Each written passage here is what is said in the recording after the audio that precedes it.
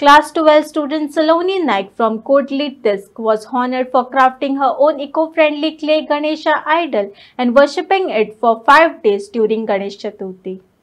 हांव सलोनी राजू नायक हांव 12th शिकता आनी गणपती करपाचे अशें मनान आसले म्हणून केलो एक फर्स्ट फावटी करून पळोवचो म्हणून आनी तो बरो जातलो असो हे करून नासले पूण जालो म्हणून 5 दीस दवरलो आमी घरा कडेन.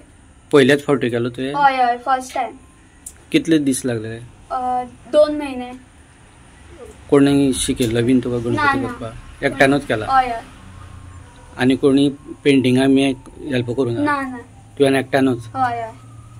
आयज कोडली ह्या गांवांत कोडली तिस्कार बाय सलोनी राजेश नायक हे चली भुरगेन 12वे शिकता एक बरी गणेश मूर्तीची मूर्ती करून आपल्या घराक आज 5 दीस आज 5 दीस पुजनाक लायल्ली आसा आनी एक बरी मूर्ती म्हणजे म्हाका दिसता तेज्या मनान म्हाका दिसता तेका देवूच गणपती पावलो आनी त्या मनांतल्यान तेणी तो तयार केलो कित्याक हांगा सार्वजनीक गणेशोत्सव मंडळ कोडली तीस ह्या स्थळान वेगळे वेगळे स्पर्धाही आयोजित करता.